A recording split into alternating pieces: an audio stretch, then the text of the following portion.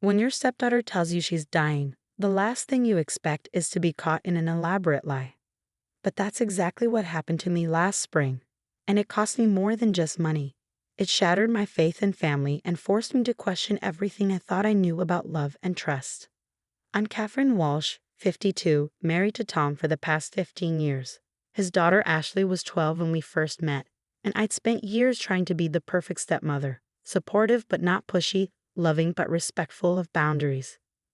Now, at 27, Ashley had grown into a beautiful young woman with her father's charm and her late mother's delicate features. The day everything changed, I was in my home office reviewing client files for my real estate business when Ashley called, crying so hard I could barely understand her. "Can you come to the hospital?" she managed between sobs. "Please don't tell Dad yet. I need you." I'd never heard her sound so vulnerable. Despite our generally good relationship, Ashley usually went to her father first with any problems. This was different. An hour later, I sat in a sterile consultation room at Northwestern Memorial Hospital, holding Ashley's trembling hands as she told me the news that would set everything in motion. "It's stage 4 pancreatic cancer," she whispered, tears streaming down her face. "They're getting me 6 months, maybe less." My world tilted on its axis. Ashley was young, healthy, had her whole life ahead of her. She'd just gotten engaged to James, her boyfriend of 2 years, and they were planning a small wedding for next year. "Oh, sweetheart," I pulled her into my arms, my own tears falling now. "We'll get other opinions, the best doctors, experimental treatments, whatever it takes." She shook her head against my shoulder. "I don't want to spend my last months in hospitals. I want to marry James. I want one perfect day before." She couldn't finish the sentence. "Of course," I said immediately. "We'll move the wedding up. Whatever you need." But I want it to be special. Ashley looked up at me, her green eyes swimming with tears. "The wedding I've always dreamed of. At the Peninsula Hotel, with the crystal ballroom and the garden terrace." "I know it's expensive. Don't worry about the money," I heard myself say. "I'll take care of everything." The Peninsula Hotel was one of Chicago's most exclusive venues, with a 2-year waiting list for weddings. But I had connections through my real estate work, and money could make things happen quickly. I'd have to sell my vacation home in Michigan, the one thing I'd kept from my life before Tom. But what was a house compared to giving my dying stepdaughter her dream wedding? Looking back, I should have seen the red flags. The way Ashley insisted on keeping her diagnosis secret from everyone except James and me. How she didn't want her father involved in the wedding planning. The convenient excuse that she didn't want him to worry to see him suffer through another loss after her mother's death from breast cancer 15 years ago. But grief and panic have a way of blinding you to things you might otherwise question. I threw myself into planning the perfect wedding, pulling every string I had to make it happen in just 6 weeks. The Peninsula's events manager was an old client who owed me a favor. The florist was a friend who agreed to work overtime. The designer boutique that had Ashley's dream dress made alterations their top priority after I explained the situation. Money flowed out of my accounts like water. The venue deposit alone was $50,000. The dress was another $15,000. Flowers, catering, music, decorations. Every time I turned around, there was another bill to pay. "Are you sure about this?" Tom asked one night as I reviewed the catering contract. "It seems like an awful lot for a wedding that's being planned so quickly." "She deserves it," I said firmly, not meeting his eyes. I hated lying to my husband, but I'd promised Ashley I wouldn't tell him about her diagnosis yet. And the Michigan house has been sitting empty anyway. It's time to let it go. The house sold quickly, the market was hot, and I priced it to move. The proceeds covered most of the wedding expenses, though I still had to dip into my retirement savings for the rest. Ashley threw herself into wedding planning with an enthusiasm that sometimes seemed at odds with her supposed condition. There were no visible symptoms of her illness, but I told myself that was the blessing of youth and good genes, that she was putting on a brave face. 2 weeks before the wedding, I was at Ashley and James' apartment, dropping off some samples for the table settings. They weren't home, but I had a key for emergencies. I was leaving the samples on their dining table when I knocked over Ashley's purse. As I picked up the scattered contents, a medical report fell out of a folder. My heart stopped as I read the letterhead. It was from Northwestern Memorial, dated just a few days ago. But it wasn't a cancer diagnosis. It was a pregnancy test. Positive. 12 weeks along. My hands shook as I read further. No mention of cancer. No terminal diagnosis. Just a routine prenatal checkup report showing a healthy mother and a healthy baby. The front door opened before I could process what I was seeing. Ashley walked in, stopped dead when she saw me holding the report.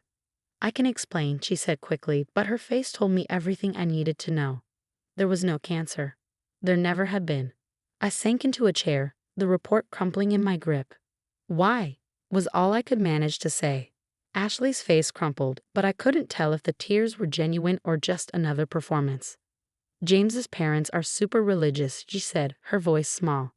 "They would never accept a pregnant bride. We needed the wedding to happen quickly, before I started showing. And we couldn't afford the kind of wedding they'd expect from their only son." The room spun as the magnitude of her deception hit me. I'd sold my beloved lake house, the last connection to my late parents, the place where I'd spent every summer of my childhood. I drained my retirement account, all for a lie.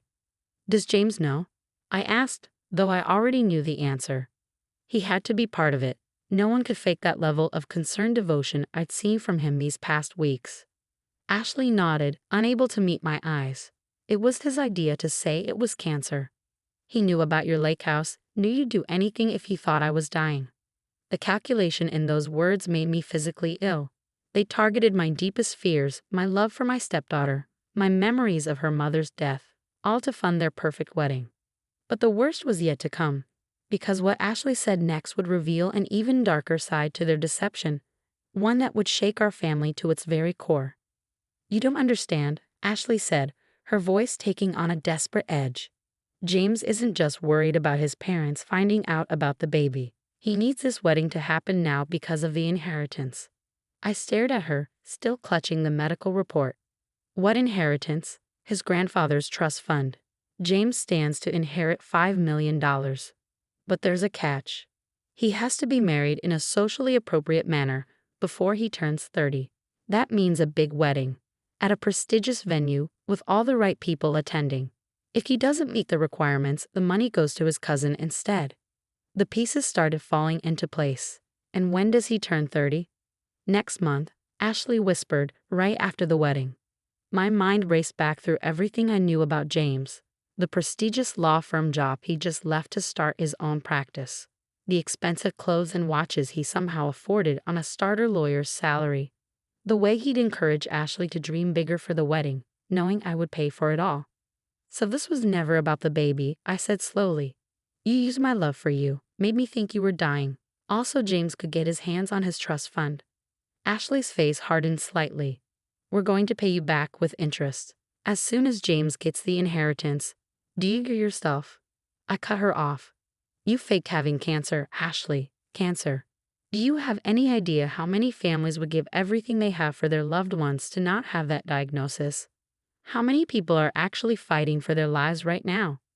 She had the grace to look ashamed, but only briefly. "What's done is done. The wedding's in 2 weeks. Everything's paid for. You can't back out now. Watch me." I stood up, gathering the scattered contents of her purse. "I'm telling your father everything. If you do that," Ashley's voice turned cold, "I'll tell him about the affair." I froze. "What affair?" "The one you're having with Michael Bennett, Dad's best friend. I saw you having lunch with him last month at the Four Seasons. Very cozy." I almost laughed. "Michael Bennett is my real estate attorney. We were discussing the sale of my lake house. The one I sold to pay for your fake dream wedding. I have the billing records to prove it." "But Dad doesn't know that," Ashley countered. "And Michael's wife just left him. How do you think it would look? The secret meetings, the large bank transfers, the emotional distraction you've been showing lately." I sat back down, suddenly understanding the full scope of her manipulation. She'd planned this, created a backup story to keep me quiet if I ever discovered the truth. "When did you become this person?" I asked quietly. "What happened to the sweet girl who used to help me bake cookies for the homeless shelter? Who cried when she found injured birds in the garden?" Something flickered in her eyes. Regret, maybe, or just annoyance at being confronted with who she used to be. But before she could respond, we heard keys in the door again. James was home. He took in the scene, me with the medical report, Ashley's defensive posture, and his handsome face went blank. Not surprised, not angry. Just calculated. I see we're having a family discussion, he said smoothly, setting down his briefcase. Perhaps we should all talk this through calmly. There's nothing to discuss, I said, standing up again. The wedding's off. I'm calling the vendors tomorrow. James's smile didn't waver. That would be unwise, Catherine. You see, Ashley isn't the only one who's been watching and gathering information. He walked to his briefcase, pulled out a folder. Your real estate license is up for renewal next month. It would be a shame if the board received evidence of certain irregularities in your recent transactions. What irregularities? The lake house sale, for instance, sold well below market value, with some very creative accounting to avoid certain taxes. I'm sure there's a reasonable explanation, but investigations can be so time-consuming and damaging to one's reputation. My blood ran cold. He'd been planning this too, documenting everything I'd done to quickly sell my house and fund their wedding. Actions that, taken out of context and twisted the right way, could indeed look suspicious. You're blackmailing me, I said flatly. We prefer to think of it as protecting everyone's interests, James replied. The wedding happens as planned. 2 weeks later, I receive my inheritance. We then buy you a new lake house. Larger, better location. Everyone wins. I looked between them, my stepdaughter and her fiancé, both watching me with a mixture of threat and false sympathy. In that moment, I saw them clearly for the first time. They were perfect for each other, but not in the way I'd originally thought. Okay, I said quietly. You win. The wedding goes forward. They both relaxed slightly, James's smile turning triumphant. I knew you'd see reason. But, I held up my hand, I have one condition. We tell your parents everything, James. Tonight.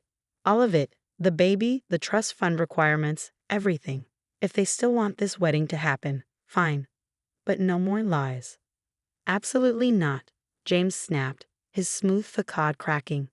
My parents are coming to dinner at my house tonight. I finished for him. Ashley told me yesterday they'd accepted the invitation, so either you tell them or I will. They tried to argue, to threaten, to negotiate, but I stood firm. Either the truth came out on their terms or on mine. That night, over a dinner I could barely eat, James and Ashley confessed everything to his shocked parents. The pregnancy, the trust fund manipulation, the fake cancer diagnosis. What happened next surprised us all.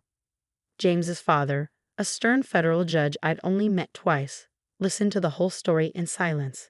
Then he started to laugh. Did you really think we didn't know about the pregnancy? He asked his son. Your mother volunteers at that hospital. She saw Ashley's name on the patient list weeks ago. James went pale. But the trust fund requirements were meant to ensure you married someone you truly loved in a way that honored our family's values, his mother said quietly. Not to force you into an elaborate deception that hurt everyone around you. The money was never real, his father continued. The trust fund exists, yes, but the marriage clause was something I made up when I saw how materialistic you were becoming. I wanted to see what you would do, if you would choose love and honesty, or if you would scheme your way to what you wanted. The silence that followed was deafening. James looked like he'd been hit by a truck. Ashley was crying, but this time I thought the tears might actually be real. The wedding is canceled, I said into the silence. I'm calling everyone tomorrow. No one argued. The next few weeks were a blur of cancellations, refunds, and difficult conversations. I told Tom everything, showing him the evidence of Ashley's deception. He was devastated, not just by her lies, but by how calculated and cruel she'd been. Some vendors took pity on us and refunded their deposits. Others kept them, understandably. I lost about 60% of what I'd spent, including the lake house. But somehow, that didn't hurt as much as losing my faith in the daughter I thought I'd raised. Ashley and James broke up 2 months later. Without the prospect of millions, their perfect partnership crumbled. She moved back home, humbled and genuinely remorseful for the first time. I don't expect you to forgive me, she said one night, finding me in the kitchen after everyone else had gone to bed. But I want you to know that losing your respect hurts more than losing the wedding, the money, even James. I looked at her, really looked at her. She was 6 months pregnant now, showing clearly, her face stripped of the manipulative confidence she'd worn like armor. You know what the saddest part is? I said finally.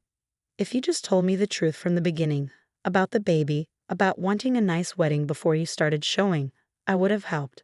Not with selling my house, maybe, but I would have found a way, because that's what family does. I know that now, she whispered. I got caught up in James's dreams, his plans. I forgot who I was, who you raised me to be. Slowly, carefully, we began to rebuild. Ashley had her baby, a girl she named Catherine after me.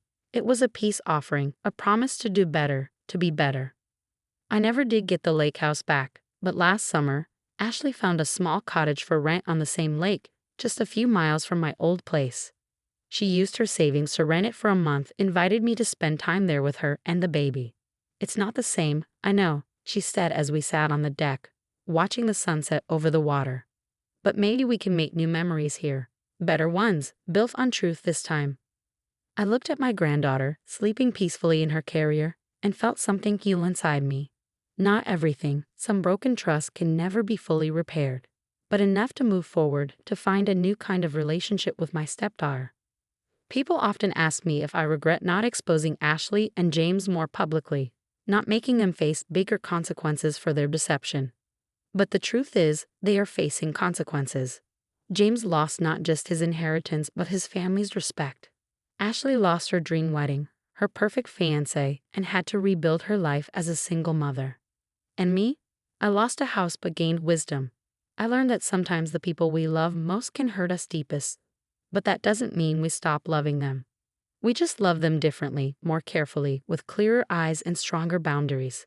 Last week, I received a letter from James's mother. Inside was a check for half of what I'd spent on the wedding. "This doesn't make it right," she wrote, "but it's a start. Thank you for having the courage to tell us the truth. You saved not just your family, but ours too." I haven't decided if I'll cash the check yet. Part of me wants to use it as a down payment on a new lake house. But another part thinks maybe it's better to let go of the past entirely, to build something new instead of trying to recreate what was lost. After all, that's what real love does. It builds new things from the ashes of what was broken, hoping that what rises will be stronger, truer, and more authentic than what came before.